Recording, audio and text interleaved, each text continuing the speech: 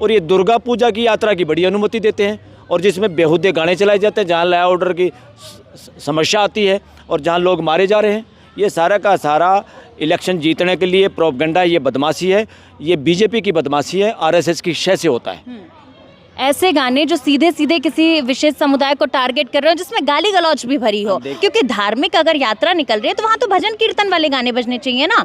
भगवान को अगर आप याद करो तो भगवान वाले गाने बजने चाहिए। मैं कह रहा हूँ बजने भी चाहिए तो इतनी आवाज़ में बजने चाहिए जो लोगों को डिस्टर्ब ना करे। किसी ने ठेका नहीं लिया किसी का, चाहे वो हिंदू हो, मुसलमान हो, सिख हो, ईसाई। ये कह रहा हूँ उनको दुर्गा माता की बजाय अपनी माता की घर में सेवा करनी चाहिए। उनको हनुमान मंदिर के चक्कर काटने की बजाय अपने पिताजी की सेवा, अपने घर में बूढ़े दादा दादी की सेवा करनी चाहिए। उनको पहाड़ों की पत्थरों में माता ढूंढने की बजाय अपनी जिंदी जागती माता की सेवा करनी चाहिए। नमस्कार, द जनता लाइव में आप सभी का स्वागत है। मैं हूं आपके साथ नलिनी और मेरे साथ बातचीत करने के लिए सुप्रीम कोर्ट के अधिवक्ता बलराज मलिक जी मौजूद हैं। सवाल यही है कि जिस प्रकार से 13 अक्टूबर को एक घटना सामने आई जिसने पूरे देश को झकझोर के रख दिया, एक बार फिर सांप्रदायिक हिंसा भड़क गई और ऐसा पहली बार नहीं हुआ है। हर बार जब धार्मिक यात्राएं निकलती हैं तो इस प्रकार की हिंसा भड़कने की तस्वीरें सामने आती हैं। आखिर ये सिलसिला कब और कहां जाके रुकेगा और किसकी शह पे इस तरीके की सांप्रदायिक हिंसा होती है? एक आदमी जो भीड़ का हिस्सा था, जो यात्रा में निकल रहा था, वो अचानक से एक मुस्लिम समुदाय के वर्ग के घर पे चढ़ता है, हरा झंडा फाड़ता है और भगवा झंडा लहराता है। आखिर किसकी शह इस प्रकार के लोगों को मिल रही है? और फिर वो आदमी मर जाता है, पत्थरबाजी होती है और फिर ऐसी ही तस्वीर जो बहराइच से आई है वैसी ही तस्वीर ठीक बाराबंकी से सामने आती है, जहां एक मस्जिद के सामने से जब इस प्रकार की दुर्गा यात्रा निकाली जा रही थी विसर्जन के लिए, तो उस दौरान स्पीकर पे ऐसे ऐसे गाने बजाए गए कि मैं और आप शायद वो गाने से भी कतराएंगे, क्योंकि वो गाने विशेष समुदाय को टारगेट करने वाले हैं। इसी पूरे मुद्दे पर आज बलराज जी हमारे साथ बने हुए, इनकी चर्चा में इनको जोड़ते हैं, साथ ही इनसे इनकी राय जानेंगे। सर, सवाल मेरा यही है कि जब भी हम देखते हैं लाउड स्पीकर पे गाने बजते हैं और इस प्रकार के गाने जो पर्टिकुलरली किसी धर्म को टारगेट कर रहे हों, क्या जानबूझकर इस प्रकार के गाने बजाए जाते हैं कि उससे भड़काया जा सके लोगों को? जानबूझ के ये चलाए जाते हैं और प्रशासन चुप रहता है, तो प्रशासन इस तरह से देशद्रोही होने का सबूत देता है। ऐसे प्रशासन को बर्खास्त करना चाहिए, बल्कि ऐसे अधिकारी कर्मचारियों को जिनकी जिम्मेवारी है व्यवस्था को बनाए रखने के लिए, लॉ एंड ऑर्डर को बनाए रखने के लिए। ये वैसे तो सोनम वांगचुक बेचारा दिल्ली में आता है, वहाँ तो एक इतना सज्जन आदमी पर्यावरण को बचाने के लिए जो आता है उसको तो ये पकड़ लेते हैं। वहाँ 144 जो आजकल 163 हो गई है, वो धारा लगा देते हैं। नई दिल्ली में इन्होंने परमानेंट 163 लगा दी। लोग इकट्ठा हो नहीं सकते, अपनी बात नहीं कर सकते। और ये दुर्गा पूजा की यात्रा की बड़ी अनुमति देते हैं और जिसमें बेहुदे गाने चलाए जाते हैं, जहाँ लॉ ऑर्डर की समस्या आती है और जहाँ लोग मारे जा रहे हैं। ये सारा का सारा इलेक्शन जीतने के लिए प्रोपगेंडा, ये बदमाशी है, ये बीजेपी की बदमाशी है, आरएसएस की शय से होता है। ऐसे गाने जो सीधे सीधे किसी विशेष समुदाय को टारगेट कर रहे हो, जिसमें गाली गलौज भी भरी हो, और क्या मतलब क्या मोटिव क्या है ऐसे गाने बजाने का? क्यों सर? क्योंकि धार्मिक अगर यात्रा निकल रही है तो वहाँ तो भजन कीर्तन वाले गाने बजने चाहिए ना। भगवान को अगर आप याद करो तो भगवान वाले गाने बजने चाहिए। मैं कह रहा हूँ बजने भी चाहिए तो इतनी आवाज़ में बजने चाहिए जो लोगों को डिस्टर्ब ना करे। किसी ने ठेका नहीं लिया किसी का, चाहे वो हिंदू हो, मुसलमान हो, सिख हो, ईसाई। किसी की भी यात्राएं इस तरह से बेहुदगी करने के लिए अलाउड नहीं हो सकता कॉन्स्टिट्यूशनल कंट्री के अंदर। किसी को इजाज़त नहीं दे सकते। ये संप्रदाय हैं, ये धर्म है ही नहीं। धर्म वो है जिसपे सारी मानव जाति एक होती है, 140 करोड़ 800 करोड़ लोग, जहाँ पे कोई मतभेद नहीं होता। जिन बातों पे वही धर्म है और उन्हीं को फॉलो करना धार्मिकता है। ये धर्म वरम कुछ नहीं है, धर्म की ठेकेदारी चल रही है और देश की राजनीति का सांप्रदायिकरण हो गया है। और सांप्रदायिकरण के में गोल्ड मेडलिस्ट बीजेपी है और इस बीजेपी के माँ बाप आरएसएस है। इसलिए सारा का सारा जो अपराध हो रहा है ये सुनियोजित षड्यंत्र से हो रहा है। इंटेलिजेंस एजेंसी का दुरुपयोग हो रहा है। इंटेलिजेंस एजेंसी का दुरुपयोग इसलिए हो रहा है, देश के पैसे से जो तनख्वाह अपने घर लेकर इंटेलिजेंस एजेंसी वाले जाते हैं, उनसे सरकार में बैठे हुए लोग अपने मदारी के बंदर की तरह काम करवाते हैं और उनका मिसयूज करते हैं पपेट अफसरों को बिठा के, और देश में सांप्रदायिक तनाव पैदा करने के लिए, देश के अपोजिशन के लोगों के फ़ोन टेप करने के लिए, झूठे मुकदमे बनाने के लिए, लोगों की हत्याएँ कराने के लिए, और इवन कई सो कॉल्ड अपराधियों का नाम लेके हत्या करवाने में शामिल हो रही हैं। उनको शामिल किया जा रहा है इस देश की इंटेलिजेंस एजेंसियों को, और इस तरह की चर्चा है वकील समाज के अंदर भी, और देश भी अब इस बात को समझ रहा है। ये बहुत बड़ा अपराध है।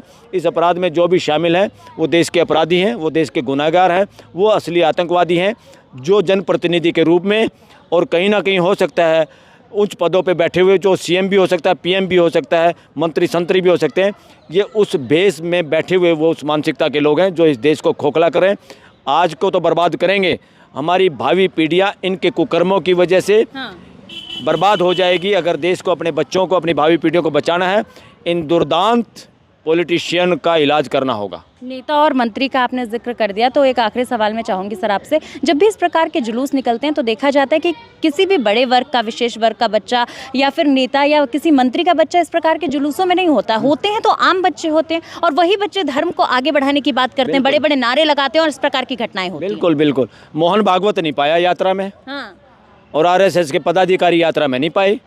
ये चेले चांटों को अलग अलग जातियों से बहुजन समाज के बच्चों को इसमें शामिल करते हैं, उनको आगे रखते हैं और उनको लालच में भी डालते हैं। ये बहुत सारे पैसे दे दे के इन्होंने आईटी टीम बनाई हुई है, गंदे बेहूदे नैरेटिव चलवाते हैं, व्हाट्सएप पे वो मैसेज करवाते हैं, लोगों को ट्रोल कराते हैं। ये बदमाशी चल रही है, और इस बदमाशी में कहीं ना कहीं इस देश की हाई कोर्ट और सुप्रीम कोर्ट का अहम कमी है, और देश इनको भी अपराधी की श्रेणी में काउंट कर रहा है। अगर ये मजबूत हो तो इस देश में बदमाशी नहीं चल सकती। आप कह रहे हैं कि बदमाशी नहीं चलने देंगे। हम देखते हैं सर कि जब ये जुलूस निकाले जाते हैं तो उस जुलूस के दौरान अक्सर इस प्रकार की घटनाएं सामने आती हैं, तो क्या प्रशासन की चूक नहीं है? क्योंकि ये पहली बार नहीं हुआ है, बार बार इस तरीके की चीज़ें होनी चाहती है। साथ ही एक सवाल मैं और जोड़ना चाहूँगी, फिर मैं आपसे जवाब चाहूँगी कि जब भी हम बात करते हैं किसी मुस्लिम समुदाय की, मुहर्रम पर जुलूस निकाले जाते हैं तो कई बार मुहर्रम के जुलूसों को जो है अनुमति नहीं दी जाती, मगर इस प्रकार के जुलूसों को अनुमति भी दी जाती है और फिर इस प्रकार के दंगे भी होते हैं। ये देश में डिस्क्रिमिनेशन चल रहा है, जाति के नाम पे, रिलीजन के नाम पे भी बदमाशी चल रही है। इस सरकार में जानबूझ के जय श्री राम ये ठेकेदार बन रहे हैं। ये हिंदू भी नहीं है, और हिंदुओं के ठेकेदार बनने का दम भरते हैं। हिंदू भी नहीं है ना, ये वर्णवादी लोग हैं। हाँ। ये जय श्री राम के इकलौते पुत्र हैं ये लोग, औरों का इनसे कोई मतलब नहीं है। हाँ। ये महात्मा बुद्ध अब का प्रचार प्रसार और बौद्ध शिक्षाओं का जो अहिंसा की बात करते हैं, उनका प्रचार प्रसार पूरी दुनिया में हो रहा है, और इंडिया भी उस ओर बढ़ रहा है। मुझे तो ये लगता है कि फ्यूचर में असली जो रिलीजन इस देश का होगा, जिस पे सबकी सहमति ज़्यादा होगी, वो बौद्ध धर्म होगा इस देश में। बौद्ध रिलीजन होगा, मैं उसको भी धर्म नहीं कहूँगा, उस पर होगा, क्योंकि वो अहिंसा की बात करते हैं। देश दुनिया को अहिंसा ही बचाएगी, और सब अहिंसा ही चाहते हैं। घर में जैसे झगड़ा नहीं चाहते, बाहर कैसे चाह सकते हैं? पूरी मानव जाति बचेगी तो बौद्ध रास्ते से बचेगी, जहाँ संवाद हो, जहाँ सच्चाई थोपी ना जाए, लोगों द्वारा समझी जाए और सही आचरण किया जाए, जहाँ झूठी कथा कहानियों का विनाश होगा और सच्चाई का विकास होगा। बलराज जी, आपको क्या लगता है जिस प्रकार से नारे लगते हैं खुलेआम, हालांकि अपना धर्म अपनाने की हर किसी को आज़ादी है, हर कोई अपना मनचाहा धर्म अपना सकता है, अपनी रीति रिवाज जो है वो कर सकता है। अपनाने का कहाँ है फ्रीडम? हाँ। या तो जन्म परिवार जन्म से चलता है, यहाँ कोई फ्रीडम थोड़ा है। अच्छा। फ्रीडम ऑफ रिलीजन नहीं है। या तो दकियानूसी चल रही है, ना तो लोगों को रिलीजन के बारे में पता, ना धर्म के बारे में पता, बस वैसे ही अंध भेड़ चाल है ये। और यहाँ रिलीजन का किसी को लेना देना नहीं है।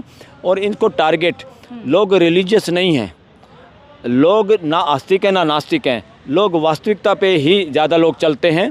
इनको जानबूझ के आस्तिक या नास्तिक बनाने की ठेकेदारी लोगों ने ले ली है, और ये लोग सत्ता में बने रहने के लिए, और जो लोग पैसे पे कब्जा किए हुए हैं, वो पूंजी पे कब्जा किए हुए, वो लोग भी ऐसे लोगों को फिर हवा देते हैं। आपने देखा ना, और रिलायंस वाले के बेटे की शादी थी, उसमें कौन कौन से बाबा बुलाए हुए थे, इलॉजिकल, अनसाइंटिफिक, सारे वो बाबा वहाँ इकट्ठे किए हुए थे। क्यों किए हुए थे? पीठाधीश्वर थे। अरे क्यों किए हुए थे? कौन सी पीठ और कौन से पीठाधीश? यहाँ कोई पीठ नहीं, कोई पीठाधीश नहीं। अपने घर में सब पीठ है, सब पीठाधीश हैं। सबसे ज़्यादा फ्रीडम और सबसे ज़्यादा अगर कोई मालिक हैं इस पूरे देश के, 140 करोड़ लोग बराबर हैं। सबकी भागीदारी सुनिश्चित है डेमोक्रेसी में। डेमोक्रेसी के अंदर और संविधान के अंदर ना पीठ, ना पीठाधीश, ना कोई रिलीजन, ना विद्वान है। आस्था की फ्रीडम है आपको घर में चार दीवारी में फॉलो करने के लिए। और आपकी आस्था बेहुदी होगी, अनसाइंटिफिक होगी, ढोंगवादी होगी, लोगों को मानसिक गुलाम बनाने वाली होगी, तो सड़क पे आपको जूते लगेंगे, क्योंकि आप लोगों को गुलाम बनाने की कोशिश कर रहे हो। इसलिए आस्था की जिम्मेवारी आपकी अपनी इकलौती है। उस आस्था का ढिंडोरा बाहर पिटोगे तो आपको सच्चाई और वास्तविकता और साइंटिफिक आधार पे बातें करनी होगी, क्योंकि संविधान में भी 3 कंडीशन लगाई है आस्था पे। आप अपनी आस्था का प्रचार प्रसार या मानने का ढोंग बाहर नहीं कर सकते। उसमें 3 चीज़ें हैं, उसी 3 के आधार पे ये बैन लगाया जाता है इन यात्राओं पे। अब इसमें मुसलमानों की पे तो यात्रा बैन लगा दिया, और दूसरे दुर्गा पूजा, फलानी पूजा, ढिकड़ी पूजा, फलानी तीर्थ यात्रा। अरे तीर्थ तो सबसे बड़ा अपना घर है, इससे बड़ा बाकी कोई तीर्थ वीर्थ नहीं, सब ढोंग ढकोसड़े हैं। और ये धंधा है, चलिए, सोशल मीडिया पर भी कुछ चीज़ें चल रही हैं, मैं उससे भी आपको मुहैया करा देती हूँ। सोशल मीडिया पर लगातार ये बात चल रही है कि पहले तो आप भी जानते कि देश भर में ये बात चलती कि हिंदू खतरे में, हिंदू खतरे में, हिंदू कोई खतरे और में अब सोशल में हिंदू खतरे में नहीं। ना हिंदू खतरे में नहीं, हाँ। वर्णवाद खतरे में है। अच्छा, हाँ, तो हिंदू और वर्णवाद अलग कैसे हो गया सर? हिंदू तो है मेजोरिटी बहुजन, हाँ, और वर्णवादी लोग हैं जो सत्ता पे कब्जा किए बैठे हैं हिंदू लगातार। कोई शब्द है क्या सर? ना हिंदू कोई शब्द नहीं है, तो गाली है बल्कि। हाँ, अब फिर भी ये हिंदू हिंदू करके सबको इकट्ठा करने का ये चालाक लोग हैं। जो चालाक लोग षड्यंत्र कर रहे हैं, शोषण कर रहे हैं समाज का, वो हिंदू का लबादा ओढ़ के दूसरों को मूर्ख बनाने की वजह से भेड़िया भेड़ का लबादा ओढ़ के भेड़ों के बीच में घुस जाए और एक एक करके सबको खा जाए, ये वो लोग हैं। चलिए, सोशल मीडिया का मैंने जिक्र ठेकेदार किया। जो भी हिंदू का ठेकेदार है वो इसी तरह की मानसिकता के लोग हैं, जो चोरी में शामिल है, शोषण में शामिल है और देश को कमज़ोर कर रहे हैं, देश के को मानसिक गुलाम बना रहे हैं और अपने बच्चों को विदेश पढ़ाते हैं, उनको एमएलए एमपी बनाते हैं, उनको अफसर बनाते हैं, उनको जज बनाते हैं। ये कब्जाधारी जो लोग हैं वो हिंदुओं के ठेकेदार हैं। सोशल मीडिया पर भी ऐसी एक बात चल रही है कि बार बार जब हिंदू यात्राएं ही निकलती हैं और हिंदू धर्म के ही कोई इस प्रकार के त्यौहार होते तो ही ये पत्थरबाजी क्यों होती है। दिल्ली में देखा गया, हनुमान जयंती पे इस तरीके की चीज़ें हुई थी। अभी हाल फिलहाल में दुर्गा पूजा की दौरान जो ये पूरी घटना बहराइच से हुई, बाराबंकी से हुई, इस पर आपका क्या कहना है? इस पूरे ट्रेंड पर आपका क्या कहना है? सारा ट्रेंड है वोट की राजनीति, सांप्रदायिक राजनीति और सत्ता पे कब्जा करना। इनको खून मुंह लगा हुआ है। ये सब जब से सत्ता में चल रहे हैं कुछ लोग, ये लगातार इस तरह का खेल कर रहे हैं और देश को अभी भी अकल नहीं आ रही है। देश को अकल आने की ज़रूरत है, एकजुट होने की ज़रूरत है। आज हम बचेंगे तो हमारे बच्चे बचेंगे।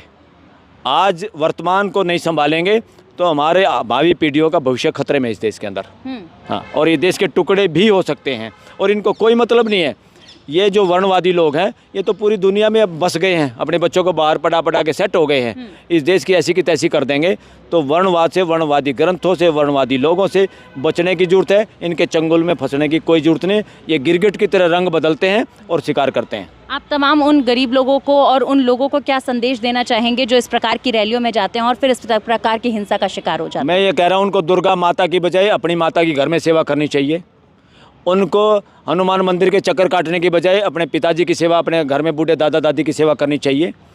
उनको पहाड़ों की पत्थरों में माता ढूंढने की बजाय अपनी जिंदी जागती माता की सेवा करनी चाहिए। मूर्ति विरोध करने में इस देश में कई लोग सामने आए।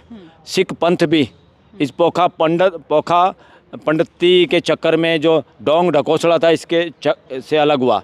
आर्य समाज भी इसीलिए हुआ कि ये ढोंग से बचने के लिए वो ढोंग दोबारा से फैलाया जा रहा है और शिक्षा में इसको शामिल किया जा रहा है। और कॉन्स्टिट्यूशनल कोर्ट चुप बैठी है, मौन बैठी हैं और कब्जा कर लिया शिक्षा पे। शिक्षा के अंदर वर्णवादी बनाने का और किसी को सुपीरियर बनाने का, बाकियों को नीच दिखाने का षड्यंत्र चल रहा है और ये लोगों को मानसिक गुलाम बनाने की बात है।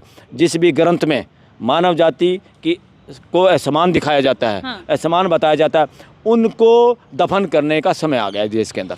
मतलब कुल मिलाकर मैसेज यही है कि देखिए, इस प्रकार से धर्म के नाम पर काटना और बांटना बंद करिए। मैसेज साफ तौर पे ये है कि भारत एक ऐसा देश है जहां सेकुलरिज्म है और सारे जातीय और धर्म के लोग रहते हैं, तो इसी प्रकार से मिल बांट कर रहने की जरूरत है। इसी प्रकार से जनता के मुद्दे आप तक पहुंचाते रहेंगे। बने रहिए द जनता लाइव के साथ।